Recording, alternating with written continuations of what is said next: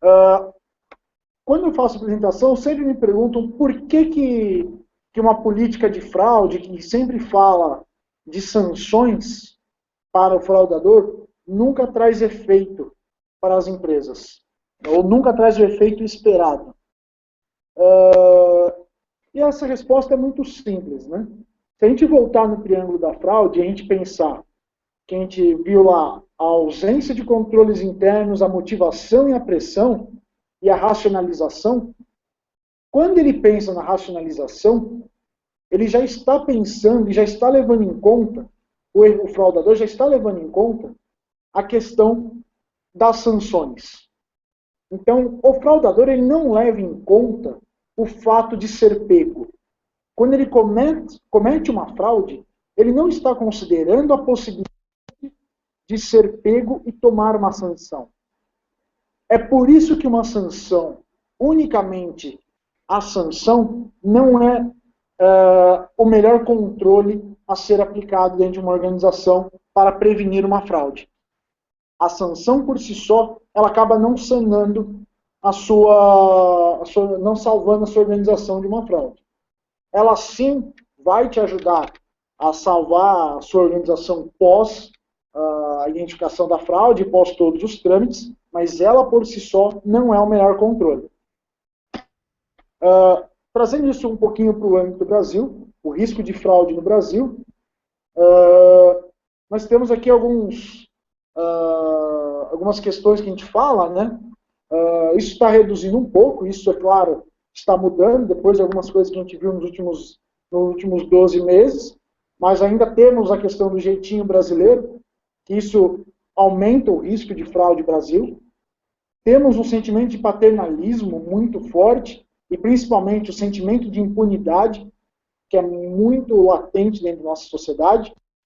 Para a questão de multinacionais, em alguns casos, o distanciamento da matriz, isso dificulta demais e aumenta o risco de fraude. Temos em alguns setores, em algumas indústrias, competidores locais usando de pagamentos ilícitos e propinas. E temos a questão de status sociais. Em alguns casos, muitas pessoas gostam do seu status e farão de tudo para manter aquele status. E isso, de fato, aumenta muito o risco de fraude em alguns setores do Brasil. Então, por que criar um programa específico antifraude? Né? Bom, o principal benefício é estar pronto para responder a uma crise. A fraude é uma crise. Algumas pessoas tentam defender, dizer que a fraude é um processo, a fraude acontece. A fraude é e deve ser encarada como uma crise. E a fraude deve ser tratada, cada caso é um caso. Porém, temos que estar pronto para ser tratado como uma crise. Temos que também ter um programa para responder a uma demanda, uma preocupação do Conselho, do Comitê de Auditoria, para responder a uma demanda das legislações internacionais para aquelas empresas que são multinacionais, aumento específico de casos de fraude, ou quando são alvo de investigações externas, estar pronto para responder a uma investigação externa,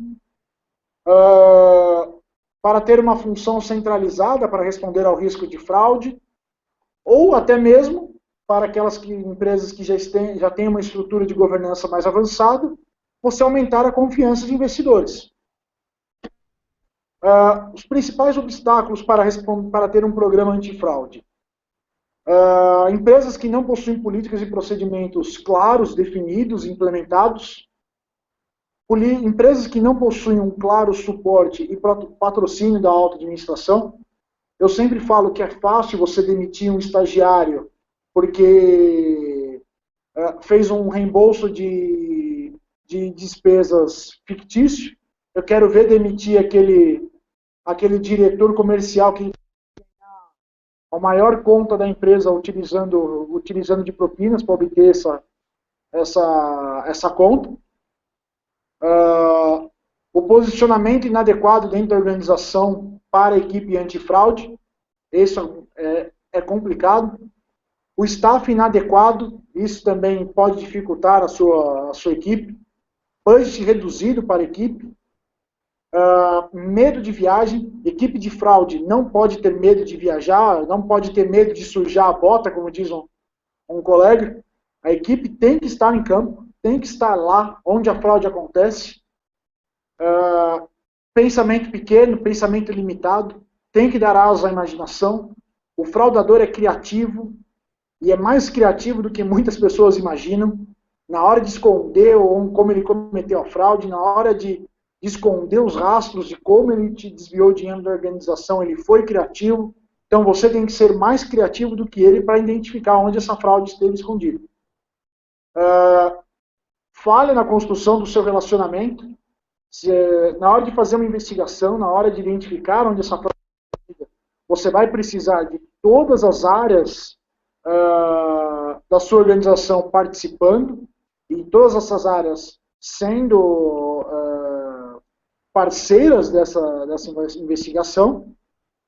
E se você não tiver um relacionamento muito bom e muito próximo com essas áreas, elas vão deixar de passar algum detalhe, intencional ou não, mas elas vão deixar de passar algum detalhe que pode ser crucial para a sua investigação.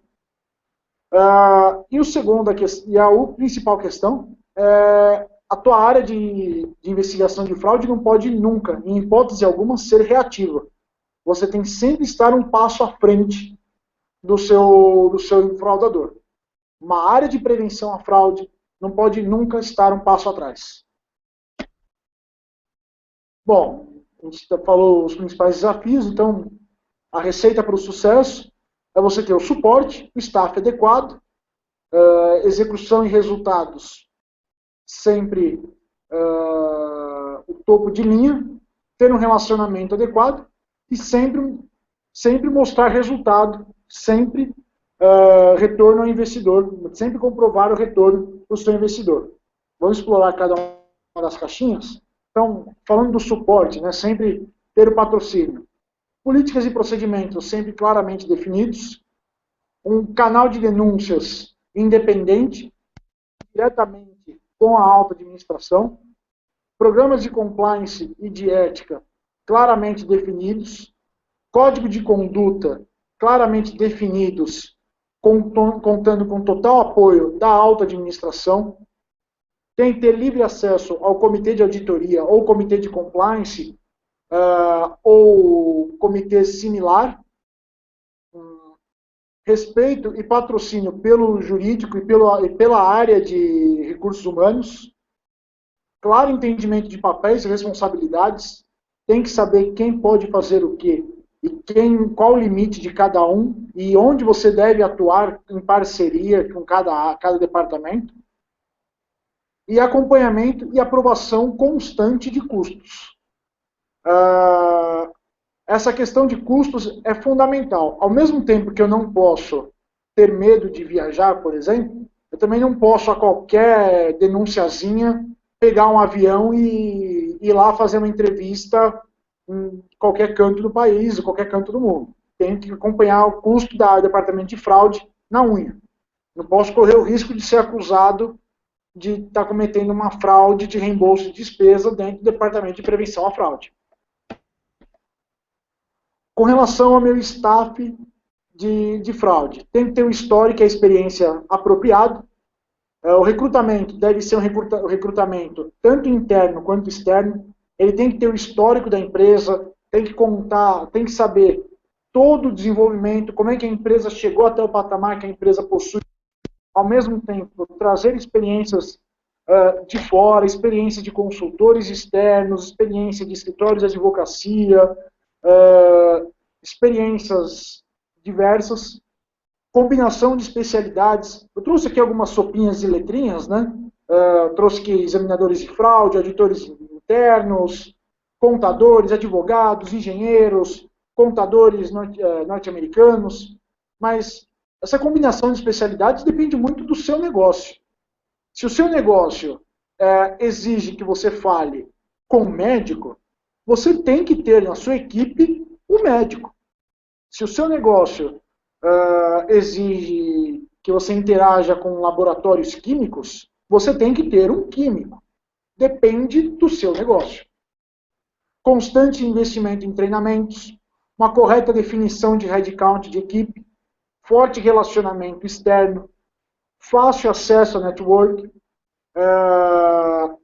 e fácil acesso a network, interno quanto externo.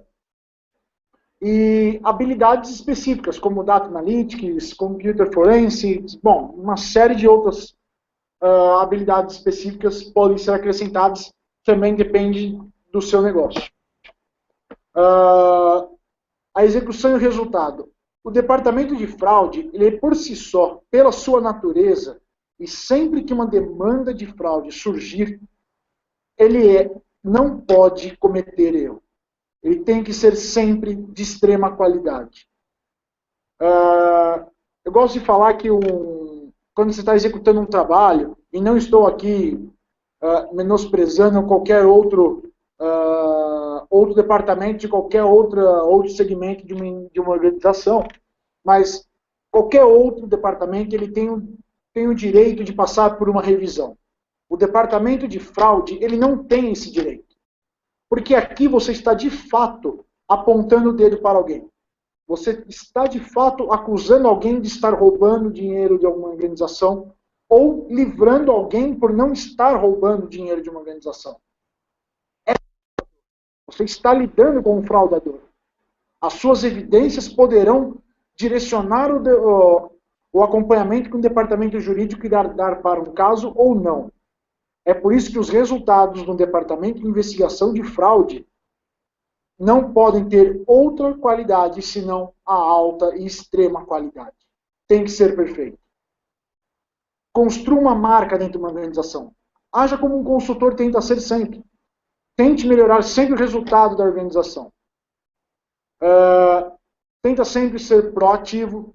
Pense sempre além das investigações. Quando identificou um caso de fraude, não pense somente na identificação daquele caso. Pense como ele conduziu aquela fraude, como melhorar o controle interno da organização. Solicite feedback. Depois, quando executou o teu relatório, peça para o seu departamento jurídico, por exemplo, fazer uma revisão do seu relatório. Network, network, network. É sempre importante fazer network. E já que estamos falando de network, aqui, ó. Já que o jurídico depois é o próximo passo do seu relatório, por que não deixar com que ele te ajude a escrever o relatório? Recursos humanos, a hora que você tiver tendo esse relacionamento com o seu departamento de recursos humanos, por que não trazer esse feedback das pessoas que você teve a investigação sobre essas pessoas para os recursos humanos? Tecnologia da informação é esse pessoal que vai te trazer dados de recursos de TI para você. Segurança patrimonial vai te ajudar também a trazer informações de como os ativos da organização estão sendo guardados, separados. Auditoria vai te trazer informações cruciais sobre processos, sobre procedimentos. Comitê de auditoria vai te dar o feedback, vai te dar o apoio necessário para tomar decisões. A gerência vai te dar o feedback sobre as pessoas. E os consultores externos, às vezes, vão poder te dar aquelas diretrizes e até mesmo aqueles meios que dentro da organização você não possui para conduzir a investigação. E o retorno do investimento para o investidor. Você pode trazer, mostre para o seu investidor a recuperação dos ativos que você trouxe, a remediação das perdas, traga o feedback de controles internos e os análises de gaps que você identificou, feedback informal de pessoas e processos que foram analisados durante o processo, durante a investigação, o aumento de transparência no reporte das fraudes e condutas inapropriadas, a redução dos casos de fraudes que teve a hora que você implementou o seu processo, aumento de credibilidade junto às agências externas e abordagem consistente no gerenciamento do risco de fraude.